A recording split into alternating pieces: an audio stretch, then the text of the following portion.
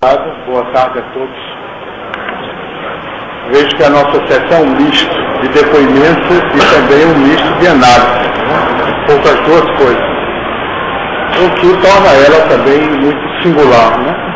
Porque o costume nessas sessões é de se tratar o assunto como se fosse uma coisa morta, algo que ficou lá no passado, que a gente critica, né? Analisa hoje, sem nenhum envolvimento, sem nenhuma paixão, sem nenhum interesse maior por aquela causa, etc. Um tema como esse, de fato, permite que o pesquisador fale, mas fale com o coração, né? Não fale friamente como o médico legista diante do cadáver da história, né? Para usar uma imagem. Eu quero dizer que a minha relação com esse tema, ela é uma relação romântica. Por quê? Porque a minha militância pessoal é da década de 70, não é na década de 60. A minha militância, ela é segunda metade da década de 70, sobretudo na Universidade de Brasília. E depois do Partido Comunista Brasileiro, que é uma espécie de escola também. Não deixa de ser uma outra universidade proletária, digamos assim, né? De forma que, quando eu trato desse tema de maio de 68, eu naturalmente vejo os olhos do romantismo, né? Os olhos um pouco do idílio, da visão idílica de um movimento na história muito importante. Eu aprendi com uma pessoa dessa época, que é Manuel Castells, que os movimentos não precisam naturalmente serem vitoriosos para serem considerados significativos. Mesmo quando eles não vencem, eles podem ter uma alta produtividade histórica, no sentido de serem seminais, e terem lançado sementes que germinam depois, e que dão frutos muito importantes para a sociedade. É o caso deste movimento de maio de 68. Esse é um movimento seminal, foi um movimento de alta produtividade histórica que deixou muita coisa importante para nós contemporâneos, digamos assim, né? Apesar dos militantes dessa época, muitas vezes considerarem com uma certa melancolia e até uma certa crítica, um olhar de crítica em relação a esse período. Eu estive vendo os dois volumes de Zueni Ventura, em 68, o ano que não terminou, e o outro, o que é que fizeram de nós, sobretudo esse último, que tem vários depoimentos de pessoas que hoje estão no governo, estão fora do governo, estão perto do governo, e etc e tal, e constato como o olhar muda muito, né? Claro, uma coisa era ser militante estudantil ou de alguma organização política em maio de 68 correndo da polícia, ou sendo preso, torturado, ou sendo exilado, etc. Outra coisa é ser membro do governo. Lula, ser ministro, ser, né, um grande jornalista, um deputado, um senador, etc.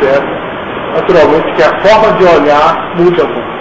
É filtrada realmente por um processo de transformação existencial também, né, que muda muito o foco. Por isso que os que gostam de fazer história oral sabem que tem que ter muitas precauções metodológicas quando colhem esses depoimentos, porque são depoimentos que já são interpretações dos próprios atores sobre a sua história. Não pode ser tomado aquilo como uma fonte de primeira, porque aquilo passa por todo um processo já de filtragem, de apropriações, e etc e tal. E até de autocrítica, diga-se de passagem, porque tem alguns que dizem assim, acabou, já foi tarde. Tem gente que fala de 1968 dessa maneira. Para mim já foi tarde, já acabou, e acabou mesmo. Não tenho nada com mais isso. Não quero nem saber dessa história de maio de 68. Tem pessoas.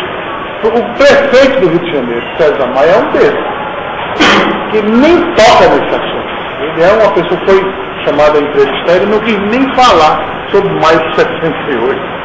E disse que não falava por conta de questões pessoais ele foi preso e teve aqueles problemas, etc. E depois resolveu simplesmente se calar sobre esse assunto. Então, como eu disse a vocês, a minha visão é uma visão romântica, uma visão idílica.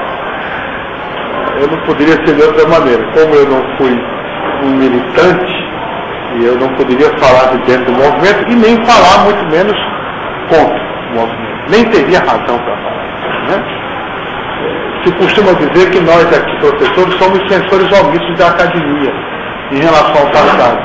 É muito cômodo se sentar numa mesa como essa, numa plateia distinta como essa que tem aqui, e aí lascar o pau de cima do que se passou. É cômodo, é prático, é bonito, às vezes rende alguma coisa, etc. Mas essa não é a perspectiva que nós aqui adotamos. A nossa perspectiva é diferente.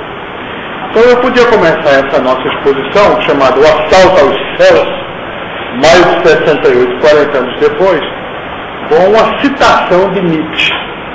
Nietzsche é uma espécie assim de uma figura, uma sombra que está no ar, no ambiente, na fisionomia de maio de 68.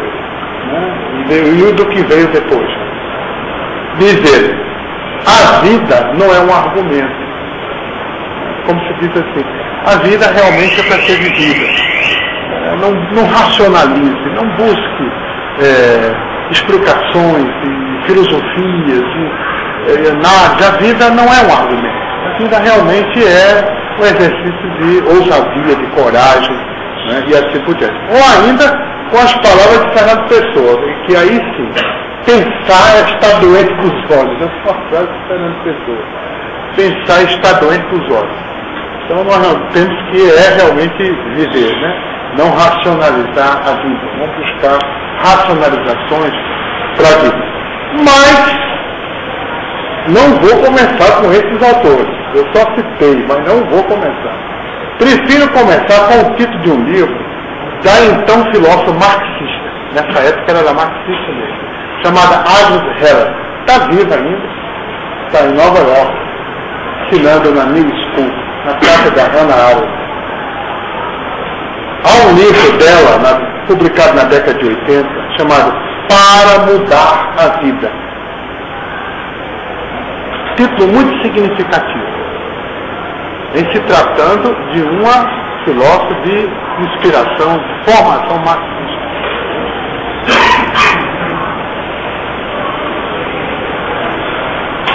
Fazendo uma avaliação crítica da experiência do socialismo real. É o que ela faz nesse livro. Quando discute a questão de que não se trata de mudar a política, tal, mudar a economia, mas é preciso mudar a vida. E nada adianta mudar o edifício, mudar o topo, mudar a base e as pessoas continuarem vivendo da mesma maneira. Me lembro de um filme que passava nessa época chamado Moscou Não Acredita em Lágrimas, no Teatro do Parque. E era um filme muito melancólico, porque mostrava que a vida, o cotidiano desses moradores de Moscou era um cotidiano cinzento. Era um cotidiano realmente muito repetitivo, muito pouco heróico, muito pouco prazeroso, muito pouco criativo, né? As pessoas viviam como realmente fossem, se não robôs, digamos assim, fossem funcionários ou operários, pessoas que não tinham lá realmente muita liberdade para viver, muita coisa, né? Chama Moscou Não Acredita em Lágrimas. A menção a Aldous Heller aqui não é gratuita e nem inoportuna. Ela é a única filósofa marxista a tematizar a importância do cotidiano. No geral, o cotidiano ele é visto pelos autores marxistas como sendo a esfera da reprodução do ser social. Nunca da libertação, mas sempre da alienação mesmo. Né? Só para lembrar um muito importante que é o Henri Lefebvre, que tem um livro sobre o cotidiano, e aí eu acho que é mais ou menos a visão tradicional do marxismo sobre o cotidiano. O cotidiano é contraposto à esfera da produção, que aí sim é onde de fato acontecem as coisas. O cotidiano não. O cotidiano é a esfera da reprodução. Como tal, jamais poderá ser o da mudança. Em seu célebre livro O Cotidiano e a História, Agnes Heller foi a única filósofa marxista a tematizar a importância do cotidiano para a mudança da história. Em seu célebre livro O Cotidiano e a História. Profeticamente, Heller já tinha afirmado que nenhuma revolução digna desse nome, tinha afirmado que nenhuma revolução digna desse nome, que não partisse do cotidiano das pessoas comuns e voltasse sobre ele, mereceria ser chamada realmente de revolução. Ou seja, uma revolução que passa ao lado do cotidiano das pessoas não pode realmente ser uma verdadeira revolução. O Cotidiano e a História. Um livro da década de 60, 70, por aí. Da Paz de Terra. Mas ainda se encontra esse livro. E a experiência do socialismo no leste só veio dar razão a essa filósofa húngara, marxista. Era discípula de George Lukács, que é considerado o maior filósofo marxista. No sentido de que nada adiantaria mudar as estruturas políticas ou econômicas de um país, de uma nação, de um povo, sem mudar a vida das pessoas. A lição de maio de 68 foi a confirmação desse veredito. Qual seja, o de que o cotidiano é o lugar privilegiado da política para a mudança real na vida das pessoas.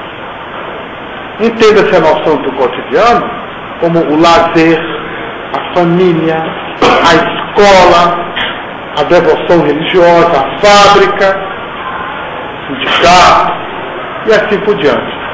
Não os grandes planos da macropolítica ou da macrohistória. Essa mudança de perspectiva da nova política do cotidiano nos levou a considerar tanto os micropoderes como a criação de uma nova moral, uma nova cultura e uma nova sociabilidade, para não falar de um novo contrato amoroso, como condição de possibilidade para a mudança histórica e social. E aqui, quando eu falo de micropoderes, naturalmente tem um nome que é conhecidíssimo. Chama-se Michel Foucault. Não é à toa que ele tem uma coletânea chamada A Microfísica do Poder. Foucault é exatamente um desses estudantes que emergiu exatamente na década de 60, com outros, questionando a política mais tradicional dos partidos, inclusive dos partidos comunistas. Ele foi, inclusive, do Partido Comunista. O livro dele tem tudo a ver com essa mudança de perspectiva. Claro que outros nomes foram fundamentais. Claro que outros foram os nomes fundamentais que inspiraram esse movimento. Marcuse, esse é reconhecido como tal. Verdadeiro mestre, após ser o mestre de pensamento de maio de 68. Foi reconhecido como sendo grande inspirador. Marcuse tem dois livros que são fundamentais. Chama-se A Ideologia da Sociedade Industrial e Eros e Civilização. Esse é um radical. Era a chamada esquerda freudiana. Porque Freud foi um pensador, de certa maneira, conservador. E Marcuse, a partir de uma leitura filosófica de Freud, advogava realmente um trabalho libidinal, uma revolta realmente do desejo contra o que ele chamava o princípio de desempenho, que é o trabalho, na verdade a questão da racionalidade do trabalho e etc.